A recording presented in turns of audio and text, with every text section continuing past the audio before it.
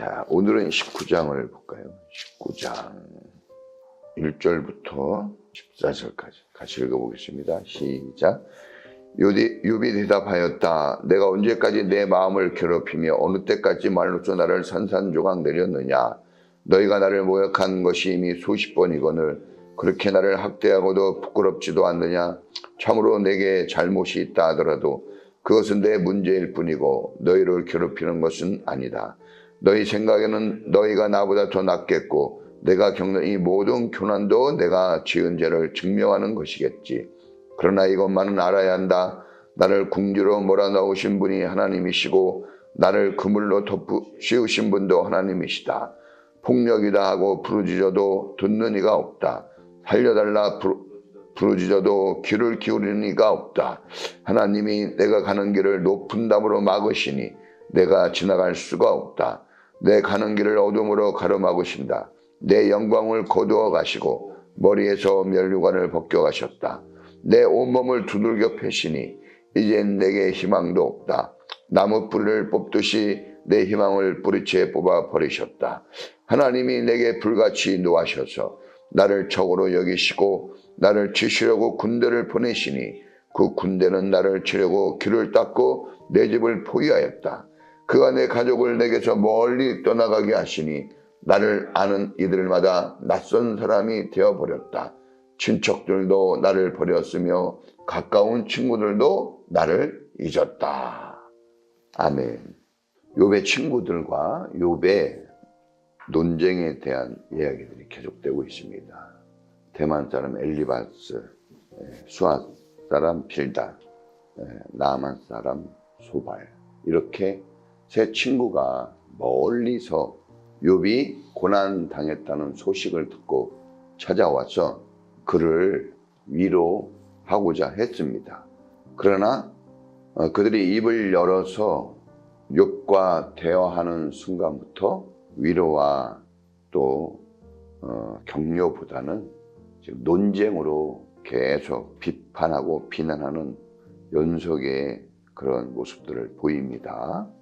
욥이 이 친구들에게 어느 정도의 그 비난을 계속 당하고 있느냐 하면 오늘 보면 십수번이라고 그랬죠. 개종 성경에 보면 10번 이상 그렇게 계속해서 공격을 당하고 있습니다. 욥이 얼마나 힘들었을까? 자, 어떤 게 욥을 좀 힘들게 했을까요? 지금 욥은 괴로운 상태에 있습니다. 괴로운 상태. 지금 마음과 정신만이 아니라 그의 육체까지도 질병에 지금 시달리고 있어요.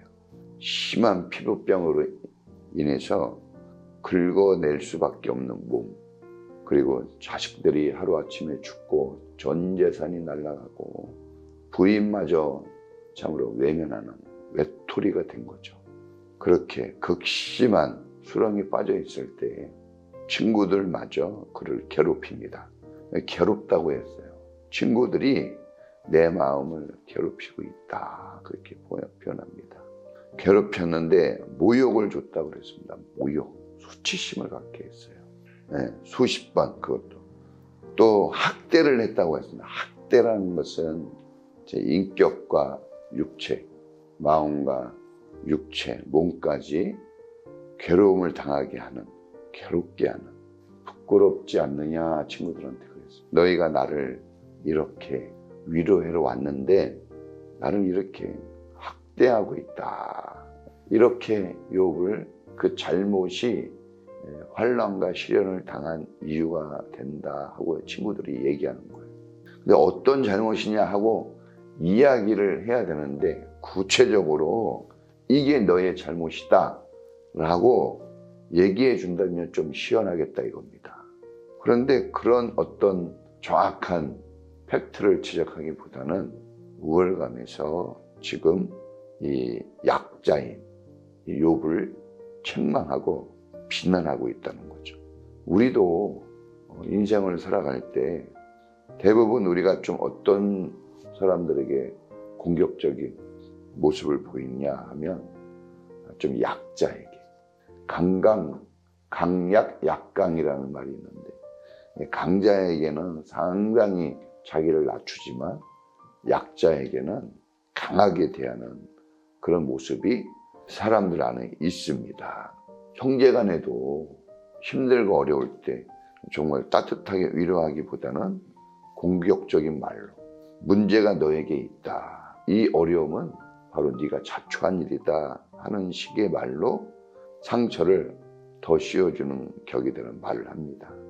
제일 비겁하고 안타까운 모습들은 어려움 당한 사람들에게 어려움을 가중시킨다는 거죠.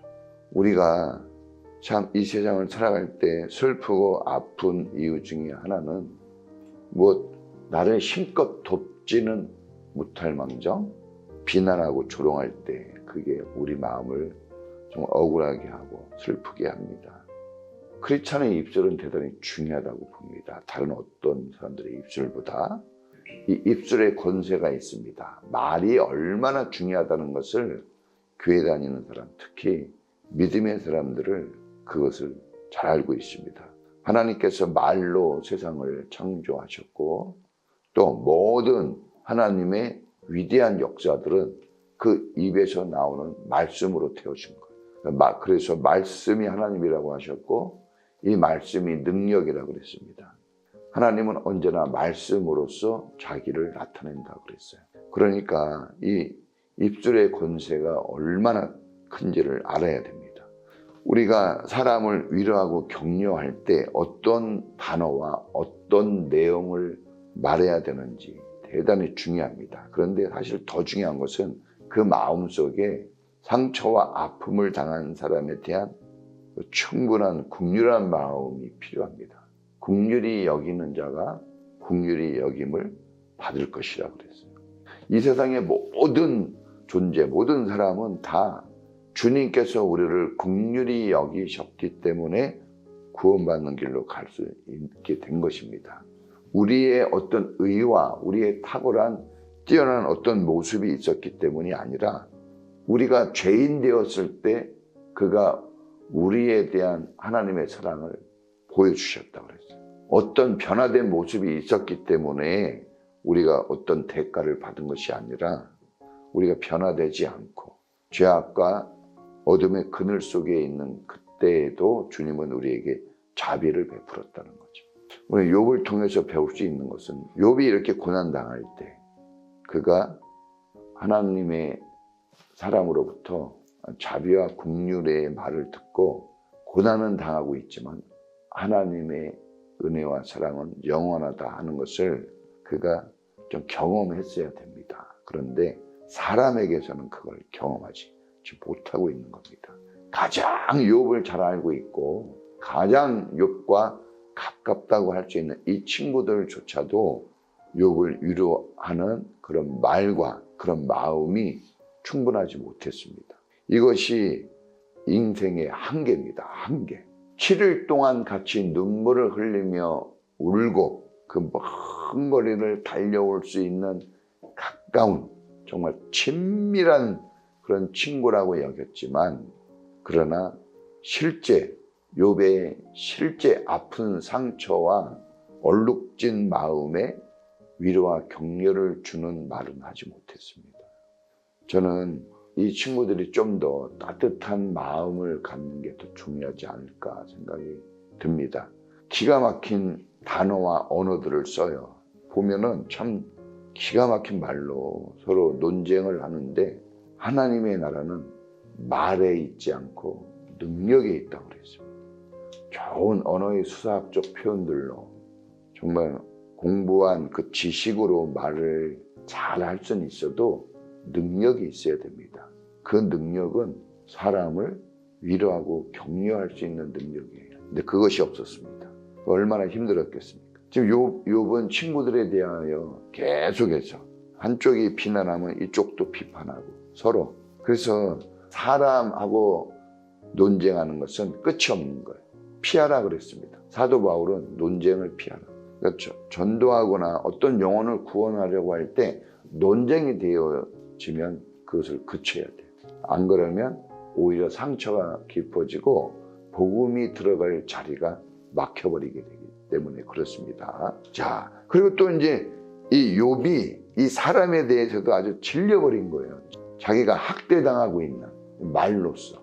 저도 인생을 살아가면서 오랫동안 마음에서 잘 사라지지 않는 것은 말로 학대당할 때, 말로 비난을 받았을 때, 목사가 되어지고 늘 기도하면서 살지만 없어진 것 같으면서 다시 생겨나고 그래요.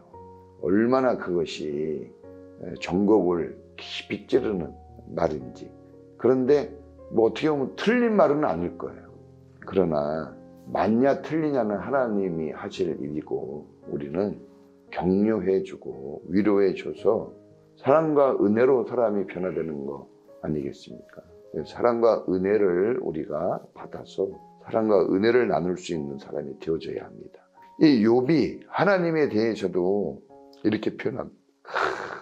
자기가 기도해도 얘기해 주지 않고 자기가 고난을 당해도 하나님이 그 고난에서 꺼내주지 않고 있다고 원망하고 불평하고 있습니다.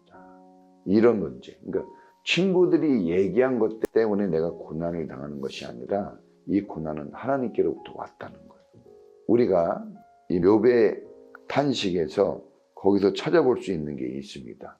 이 고난이 하나님께로부터 왔다. 하나님이 나를 원수 삼은 것 같다. 그렇지 않고서는 이렇게 나를 뿌리채 흔들 수는 없는 것이다. 그러니까 하나님만이 자기의 그 전곡을 찌르고 아픔을, 이 상처를 분명히 다 아시는 분이다 이거예요. 이건 사람이 줄 수 있는 게 아니라는 걸 욥은 알고 있어요. 그래서 그러니까 욥은 여전히 고통과 고난 속에서 원망도 하고 논쟁도 하고 비난도 하고 모습들을 보이지만 또 한켠에는 하나님이 있는 거예요. 이것은 하나님으로부터 온 것이다. 그래서 그가 얘기하는 거예요. 하나님이 나를 이렇게 하신 것이다. 나의 고난과 나의 시련들은 사람에게 온 것이 아니다. 그가 왜 하나님께서 정말 내가 이렇게 고난을 당할 만큼 죄를 지었는가? 그것을 판단하실 분은 하나님인데 내가 생각하기에는 내가 이 정도까지는 아닌데 왜 하나님은 이렇게 큰 아픔과 고통을 계속해서 나에게 찾아보도록 이런 것들이 나를 짓누르도록 내버려 두시는가? 나를 버리신 것일까? 의심도 하고 나를 미워하시는 것일까? 그런 염려도 합니다. 그러나 또 한편으로는 뭔가는 있는데 왜 그것을 말씀하지 않으실까? 나를 이렇게 이 고난 속에 왜 오랫동안 방치해 두시는 걸까? 뭐가 있긴 있는데 왜 말씀을 안 하시는가 하는 것을 사실 자기 입으로 고백하는 거예요. 근데 우리도 그렇습니다. 우리도 고난 당할 때, 어려움 당할 때 하나님 도와주셔야 됩니다. 하나님 지금 상황과 지금 실정이 이러한데 하나님 왜 말씀하지 않으시고 왜 확실하게 내게 A냐 B냐 이렇게 나에게 정확하게 알아듣게 해주지 않습니까? 나는 이렇게 힘들어서 흔들리는데 그렇잖아요. 우리도. 그런데 하나님 말씀을 안 하십니다. 그래서 우리가 고난당할 때 우리가 정말 구원자가 하나님인 것을 알고 우리를 구원할 분도 하나님뿐이 없다는 걸 알아요. 우리가 원망하고 탄식하는 것 같아도 결국은 이 일을 해결하실 분이 하나님뿐이 없다는 것을 알기에 하나님 앞에 나와서 기도하는 겁니다. 사람은 그럴듯한 말로 얘기를 하고 위로한다고 얘기를 해줘도 그것이 내 마음을 채우는 진리가 될 수는 없습니다. 하나님만 우리를 바꿔놓을 수가 있는 거예요. 그런데 그게 응답이 없을 때, 내 귀에 하나님의 확실한 조치 발언이 없으실 때 우리가 괴로워하는 거죠. 이것은 오늘날 신앙생활 하는 사람들에게 대단히 중요하다고 여깁니다. 그렇게 기도하고 그렇게 막 나름대로 봉사하고 헌신하는데 이게 하나님의 역사와 그 응답들이 잘 안 보여질 때가 있습니다. 저도 신앙생활을 하면서 느끼는 것은 막 즉각 그게 잘 나타나지 않는다는 거예요. 조급한 우리의 마음, 그릇이 작은 우리의 인격으로서는 그 견뎌내기가 쉽지 않아요. 오래 참을 힘도 없고 깊은 이해력도 없고 영적인 뭔가 탁월한 분별력도 없고 그러다 보니까 이런 애매한 상황에서 우리가 방치되고 하나님이 나 같은 이 작은 존재를 뭐 알아주실까? 내 이런 부족한 모습들을 하나님이 별로 안 좋아하시는구나. 내 수고와 헌신보다는 내 약점과 부족함을 하나님은 더 크게 보시는구나.